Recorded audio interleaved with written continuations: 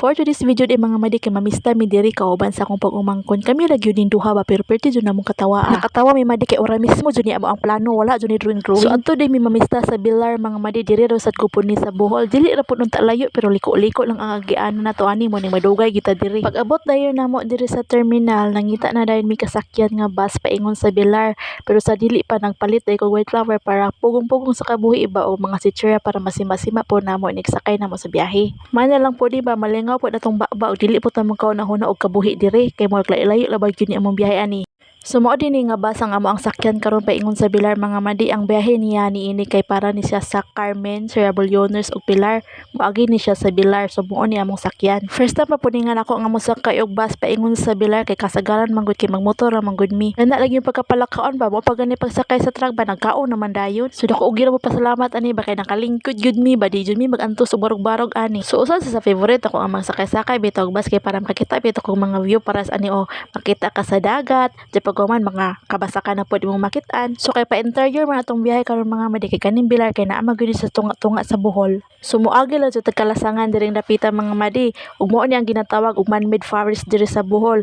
Usa din sa sikat nga mga tourist spot diri sa Bohol. May na lang gani kay nakalingkod pumidaplin sa bintana so nakakita sad mi sa mga view diri Nindot kay ilang mga kahoy diri kay mga tulid kaayo bitaw. Mo ning usa sa grasya sa kinaiyahan nga ginampingan sa mga katawhan diri kay makabenepisyo man sila kay tungod sa mga turista nga moagi diri. So mo anang kung wala pa mo nakadung diring dapita so layi pud og suro ninyo diri para makita po ninyo kung unsa ka anindot ang lugar diri. So samtang gabiyahe mi diri kay daghan kay may nakita nga mga turista nga nagpa-picture diri. Unya lingaw ra ba kay dinhi kung magpa-picture bitaw kay diri kay magbantay lang jud ka nga walay sakyanan moagi kay lami man kay ko sa tunga jud ka magpa-picture ba. Kay makita yun nimo ang view sa man-made forest. So mao dito ang main reason nga nung niadto jud mi og Bilar kay para makalabay lang gyud mi diri So samtang gabiyahe mi diri ni sugod na pud nakakulba sa akong dughan. Medyo gikulbaan gyud ko ani nga part kay ngano ang sakyanan kay gasigin na lang jud siya gatungas.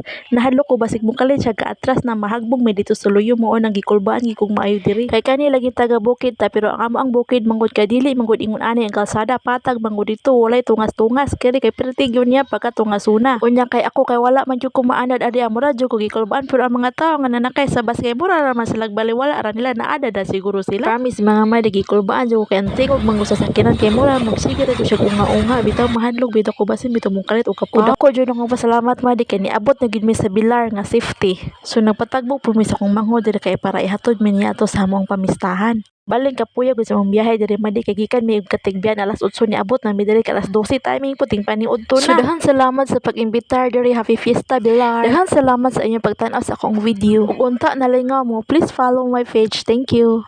Mr. Guys, kaunta lechon guys.